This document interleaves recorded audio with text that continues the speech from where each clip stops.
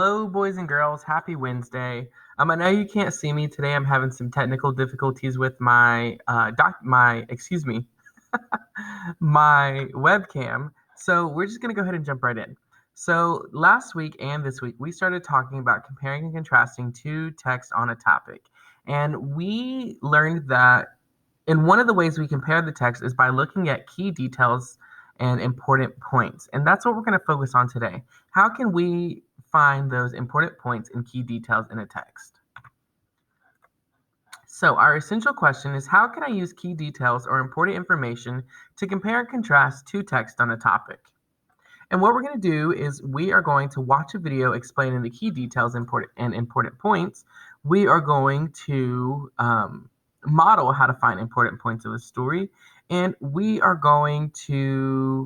going to complete an important point sort with you, and then you're going to have a chance to do all of this on Canvas on your own. Today, you're going to be reading about rabbits, and then you're going to complete a sort of important points to tell me if you can identify which passage they're from. So first we're going to start with this video. So let's go ahead and start with this. Hello there.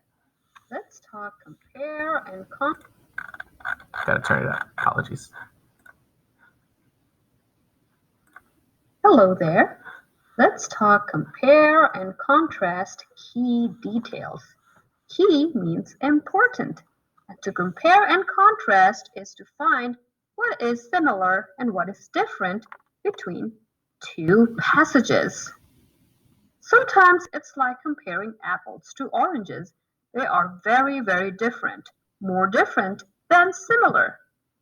Sometimes you really have to look for the differences. They look so similar, like two red apples. Sometimes you see the differences really clearly, but you have to look for similarities a little deeper. How about them apples? Let's use this beautiful, colorful graphic organizer to compare and contrast two passages about the same topic. Let's look for differences. These are the words that help you find differences. Sometimes the authors show how two passages are different by using words like but, however, although, more than, less than, on the other hand. And to show similarities, they use words like similar to, alike, same as, and both. Passage number one. Passage number one is about play. It is about how play is important for children. Read the very last line. It says, letting kids play is one of the best things we can do for them. It tells you play is important. And it focuses on imagination and play. In the second paragraph, it talks about how kids can use imagination to play and shows how grown-ups can help kids. It says kids learn while playing. In the first paragraph, it says play is more than fun. It is how kids learn. And the second paragraph also says kids can play with things around the house. Kids can use things around the house on their make-believe racetrack. Kids don't necessarily need toys. They can use things around the house to play. The key or important thing is that they have fun. Let's look at passage number two. Passage number two also says play is important for children. It also says kids use imagination while playing. It says kids learn while playing. Most importantly, passage number two focuses on how to be able to play is a right for every child. It says how kids exercise, and that is how they stay active while playing. And it also says kids learn how to act with other children, so they get to learn how to be social. And because they work out while they play, they are healthy. So these are the two passages. Look at the key points in both passages. Both passages have these common details. And this is unique to passage number one. This is unique to passage number two. Here we have our apple Venn diagram. In the middle, we know what is the same about the two passages. And here is what is unique to passage number 1 and what is unique to passage number 2. How about them apples? Use this knowledge to read texts more closely, more later. Bye-bye.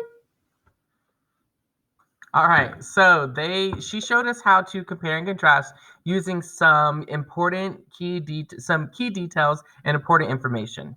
Hello there. No, we're not listening to that again. So what we're going to do now is I'm going to read out loud this passage called Flightless Bird, Penguin, and Flightless Bird, Ostrich.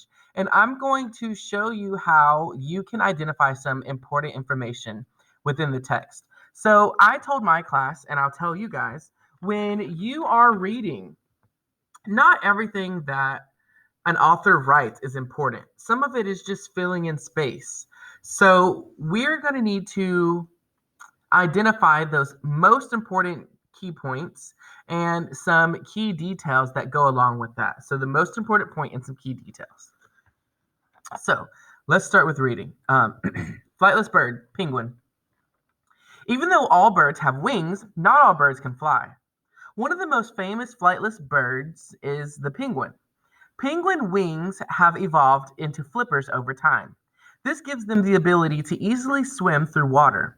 Penguins can be found in both warm and cold climates. Many penguins can lost my place. Many penguins can be found in the southern hemisphere and Antarctica. And Antarctica is home to many kinds of penguins. However, some penguins live in warm areas and the Galapagos penguins live very close to the equator. Penguins are great swimmers, but they are not as good on land. Since they don't have wings or much in the way of legs, they have to waddle most places, or they sometimes slide on their stomachs. So now we are going to need to find the most important points.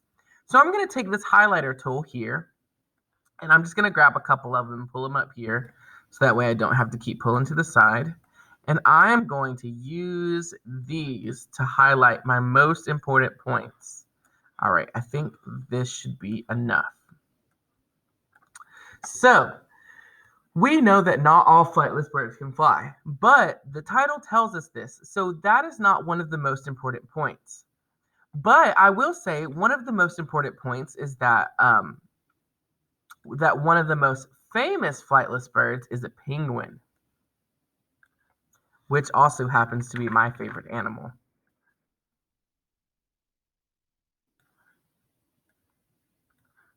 Okay, so even though penguins can't fly, they do have wings, but they have evolved into flippers over time. So they're not wings per se for you to fly. It's more like a fish's flippers. They help them swim. So this gives them the ability to easily swim through water. So they can easily swim through water. That is an important point.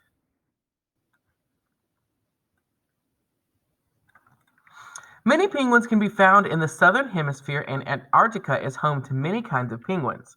However, some penguins live in warm areas and close to the Galapagos. Galapagos penguin lives very close to the equator. So we can cover that broad statement by saying that penguins can be found in both warm and cold climates. That automatically tells us that they can be found in Antarctica, or they can be found somewhere warm. So somewhere cold or somewhere warm. So penguins are great swimmers, but they are not as good on land. Since they don't have wings or much in the way of legs, they have to waddle most places, or they sometimes slide on their stomach. So we know that penguins do not have wings. They have flippers, and their legs aren't really useful either. So they have to slide on their stomachs. Because if a predator is chasing them, they're not going to want to just waddle away. They're going to want to slide because it's the quickest mode of transportation for them. Now let's look at flightless birds. Ostrich. So similar to the penguin, ostriches are another famous flightless bird. The ostrich is the world's largest bird, and it's also the fastest bird on land. The ostrich is able to accomplish this because it has long, powerful legs. Since it cannot fly, it uses these to get around. The ostrich can run at 40 miles per hour. Ostriches do not overheat like cheetahs do. Remember, we read about cheetahs the other day, and they can run up to 70 miles an hour, but just for a few seconds before they start to overheat and need to cool down for a break. So they can run long distance at a high rate of speed. With their long necks, male ostriches can grow to over 9 feet tall. They mainly eat plants, but they will sometimes eat very small animals. The ostrich is easily scared, so they do not have the. Excuse me. The ostrich is easily scared, so they will run away from most threats, and they're fast enough to run away. Ostriches do not have teeth, so they swallow pebbles to help grind up their food in their stomachs. So now we're going to highlight some important points from this topic, from this passage, and some key details. So, one of the most important points is that an ostrich is another flightless bird, another famous flightless bird. And some of the things that make it famous, or key details that make it famous, is that it can run at over 40 miles per hour. And if you remember from our video talking about the cheetah, a human can run at about 8 miles per hour. So this ostrich can run 32 miles an hour faster than humans. So another thing that is important is that they can grow to be over 9 feet tall. The male ostriches can.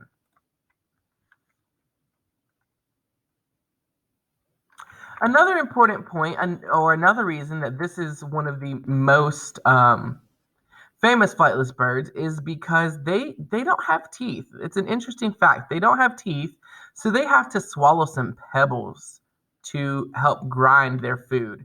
We use our teeth to grind our food, but they have to use pebbles since they don't have teeth.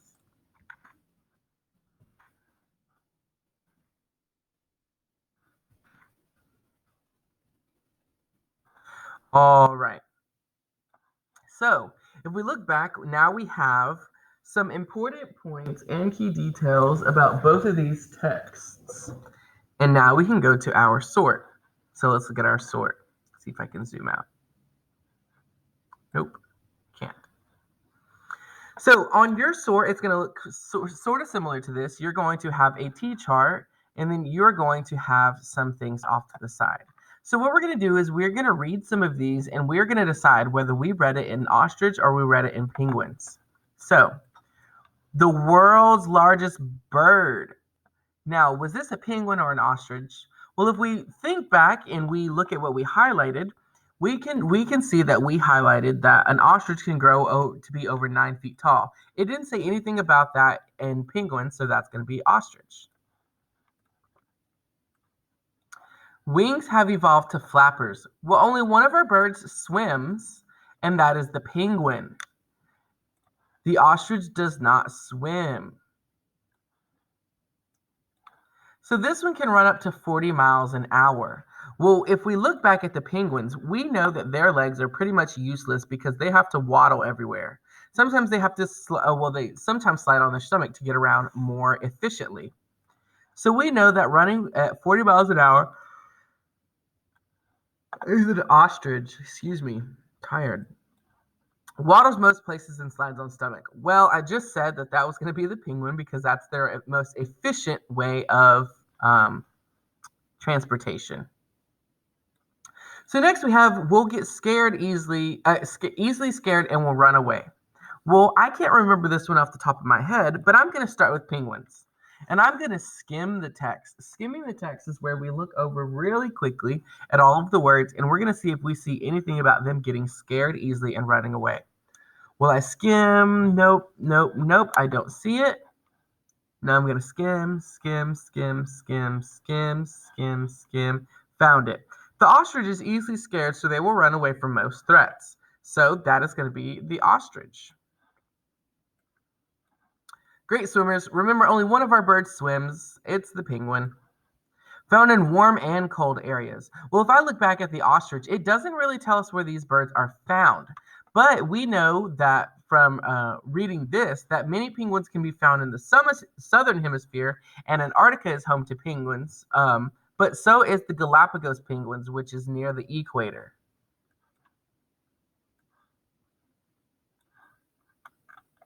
So we can skip this one here that says swallow small pebbles because we also already talked about how an ostrich can be over 9 feet tall. That makes it the world's largest bird. Now, this last one says swallow small pebbles because they don't have teeth to grind up food. Now, off the top of my head, I don't know if penguins have teeth. Let's see.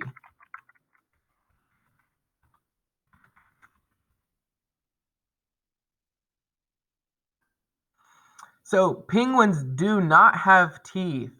They have sort of like spines inside of their mouth, on their tongue that help to see if I can show you. Sort of terrifying. Look at their tongues. Their tongues have sort of spikes on it to help it grind up its food. But an ostrich doesn't have that. They have to eat small pebbles to help grind their food up. All right. So today for your assignment, what you're going to do is you're going to log into Canvas. You're going to click Homeroom.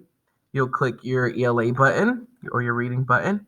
You're going to scroll down and click Wednesday. And here it's going to say Wednesday 2-3 important points. Now, you guys are going to be reading about rabbits today. And there's going to be 2 texts about rabbits, just like there were 2 texts about flightless birds. And you are going to highlight, just like I did. You're going to use these annotating tools to highlight important points in the texts.